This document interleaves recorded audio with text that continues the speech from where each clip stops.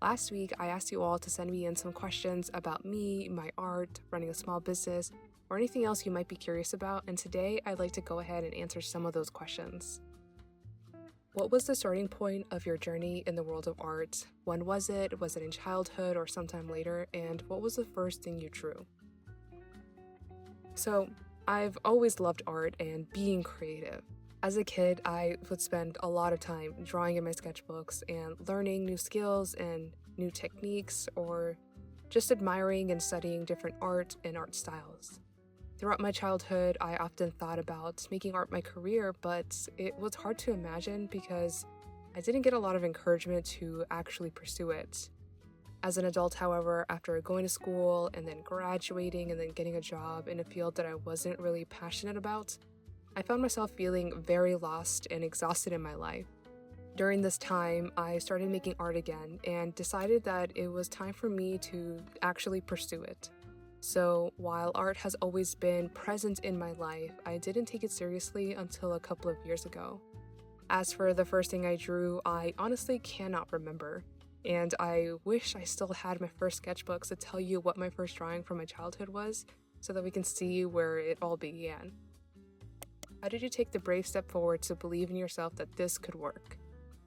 Back in early 2021, I was working my previous job full-time, and I found myself super exhausted and stressed out with that position. I realized that I needed to make a change, so I started thinking about what other possibilities were available for me. I started to make art again, and I realized that this is exactly what I wanted to do. It was what I always wanted to do.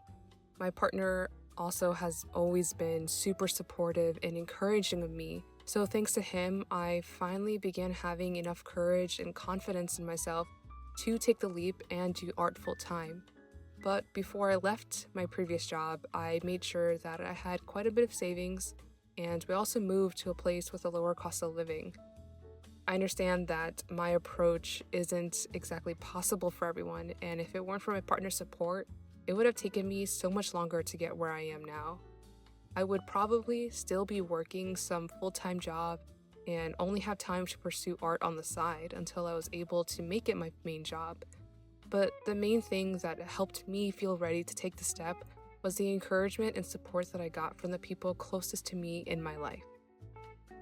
How do you balance work, life, and loved ones without burning out?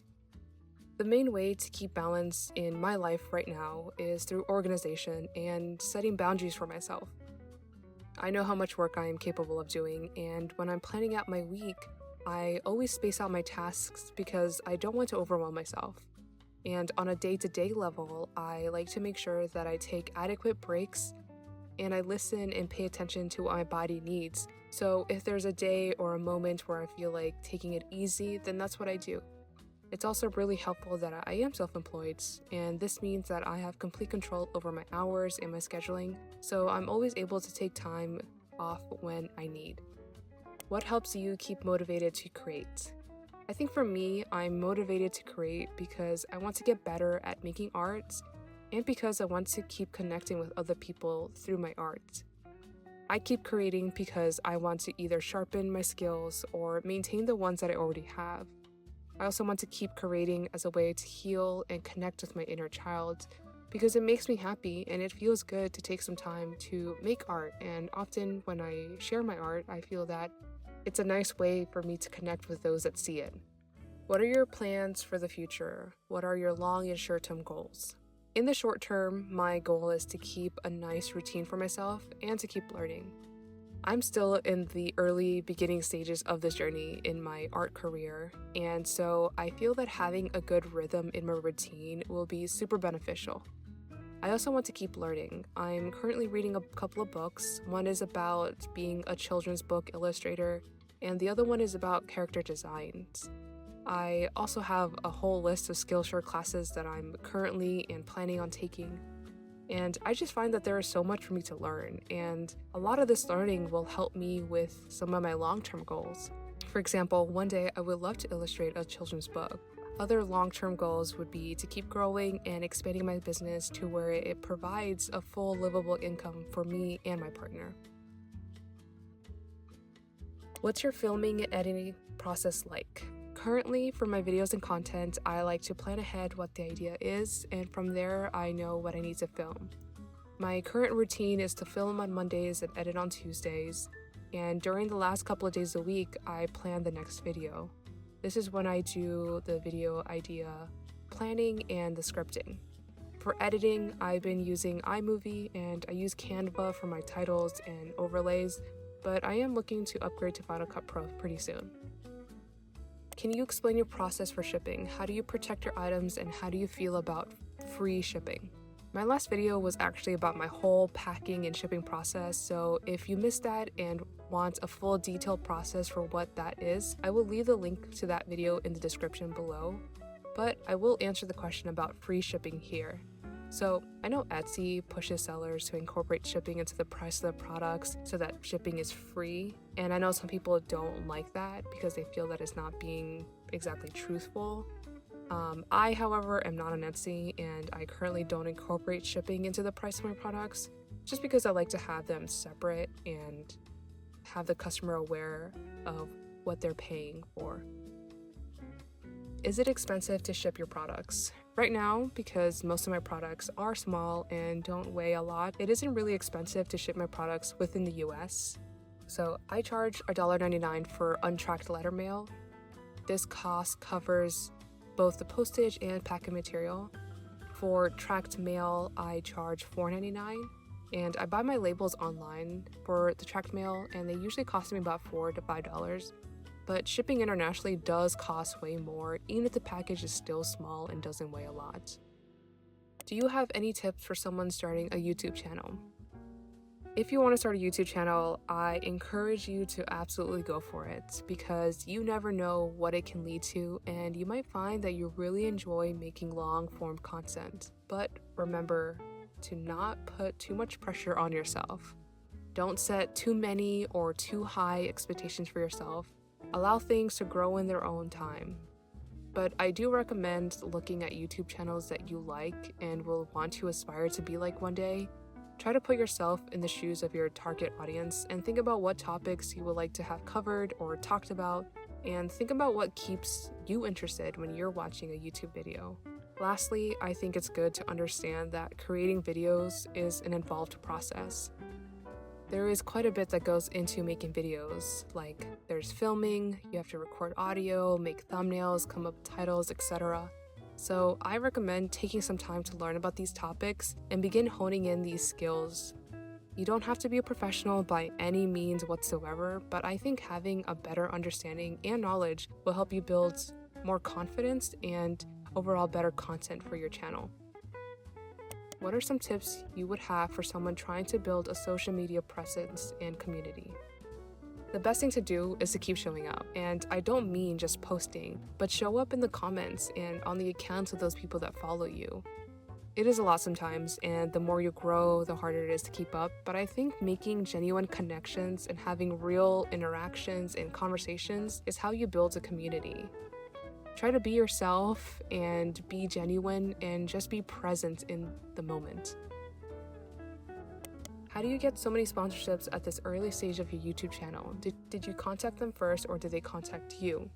So, when I first started posting my videos here in February earlier this year, I honestly did not expect my videos to get as much traction and attention as they did.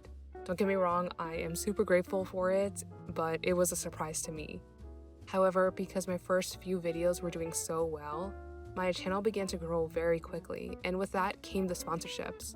I haven't reached out to any of them. I was approached and asked to collaborate by them through email. Things have kind of slowed down a little bit now, but in the future, I do plan to reach out to brands that I would love to work with. Going from Instagram only to now including YouTube as a platform, do you feel it easier or harder to create and keep up with both? It was definitely harder in the beginning for sure. When I first started posting on YouTube, everything else kind of took a back seat. And that wasn't intentional or planned. Making videos was something new for me, and I spent a lot of time every week working on my YouTube content.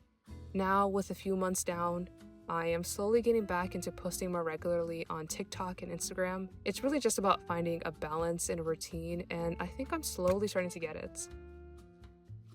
Did you have to become a content creator to get more people to see your art? Is there any marketing involved? I don't think that you have to become a content creator if you want people to see your art. I'm sure there are other ways to show up in front of people, but content creation and social media is the approach I took. I think that the internet has immense power, and I've been using social media to market my business, and I'm not sure how to define my strategy because I'm constantly learning and experimenting as I go. But if you don't want to use social media or be a content creator, I think there are other avenues of getting your work in front of people. That could be through local conventions or markets, or perhaps through online ads. I personally don't have experience with these ways, but there are other options out there for getting your art seen. What printer and ink do you use? I use an Epson EcoTank, specifically the ET2850, and I just use the ink that goes with it from Epson. I've been using this printer for a year and a half now, and I've only had to refill the ink once, and I think the quality is absolutely great. It uses ink bottles instead of traditional ink cartridges, which allows me to get significantly more printing done before needing to replace the ink. What paper do you use for stickers and how thick are they? I've been using sticker paper from online labels since I started making stickers, but recently I tried out paper from HTV Ronce, and I'm thinking on switching to that paper soon. The reason for that is that the HTV paper is cheaper, and to me the quality is basically the same as the online labels paper. The paper isn't super thick, but I do laminate them, so it makes the stickers a little bit more sturdy, but still doesn't really make them really thick. What are your business supplies, not art supplies, that you cannot live without? I would say the supplies that I absolutely need to run my business are my printer, my Cricut, my camera, and my computer. I would add my iPad to the list, but I use that to create art, so I'm not sure if that counts as art supplies. Do you prefer to make your own stickers or have them outsourced? Right now, I do prefer to make my stickers at home. I don't have a lot of storage space in my current workspace to store large quantity of products, so being able to make just as many of each sticker is what works best for me. I can make as many designs as I'd like and not stress about storage or having too much of a design that I thought would sell better. To me, there is just a better flexibility with making stickers myself at home. Do you outsource or make everything at home? If you outsource, how do you find the best company to order from? Almost everything that I make right now and sell is made by me at home, but I do have a few items that I do get outsourced. I've outsourced pins and washi tapes before, and to find manufacturers I want to work with, I usually start with a Google search to get an idea of what to expect. For example, with pins, there's just so many options and customizations when it comes to manufacturing them, so I like to do some research on what to expect before looking for a manufacturer. When it comes to actually picking a manufacturer, you can look locally or through Alibaba. They are a marketplace for manufacturers, and my best advice if you want to go that route is to compare quotes and look for manufacturers that have several years of experience and good reviews. Can you do a tutorial or give tips on how to cut your stickers using the Cricut? Yes, I've actually already have a video tutorial on my sticker making process, and I will link that in the description for those of you who haven't seen it. I know the Cricut design space has had an update since I posted that video, and maybe in the future I will make an updated version, but for now the process is almost exactly the same. What advice would you give someone that is starting or trying to grow their art business? If you're starting out or are thinking to start a small art business, I would say that organization, patience, and consistency will go a long way for you.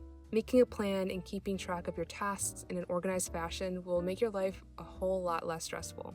You're also going to need quite a bit of patience because not everything is going to happen exactly as you think or expect it to. Lastly, consistency is important. I don't mean consistency only in the terms of posting online, but consistency in the effort that you put into your goals. If you want your business to grow, it requires you showing up as often as possible. It also may be discouraging at points when you feel that you're putting in so much time and effort and you're not seeing any sales or growth, but you can't let that stop you or hold you back. How to get sales because followers does not equal sales. This is 100% absolutely true. Your follower count does not equate to the number of sales that you will have. I knew this going in, and I still know this now, but firstly, I would say that, again, it requires patience. I didn't start getting more consistent orders until at least a year into running my small business. And in that time, I spent a lot of time trying different ways to get people interested in what I had to offer. And what I found is that the best approach is to share the inspiration and process for your products. I think your approach for marketing your products should be more about why your product is interesting. Show people what the process for making the product was like, or what inspired you to create it. Getting people to feel invested in a part of your journey usually leads to them wanting to support you and what you have to offer. So that's all the questions I'm going to answer today. Thank you so much for drawing with me and spending some time with me as I answer some of your questions. Here is the finished illustration, and I really like how it turned out. And if you would like to download this set of wallpapers for yourself, I will leave the link for those in the description for you to find. If you found this video helpful or interesting, please consider leaving me a like. Additionally, don't forget to subscribe for more art-related videos, and if you want to further support me and my small business, please consider taking a look at my shop. The link is in the description below. Thank you so much for watching, and I'll see you in the next one. Bye!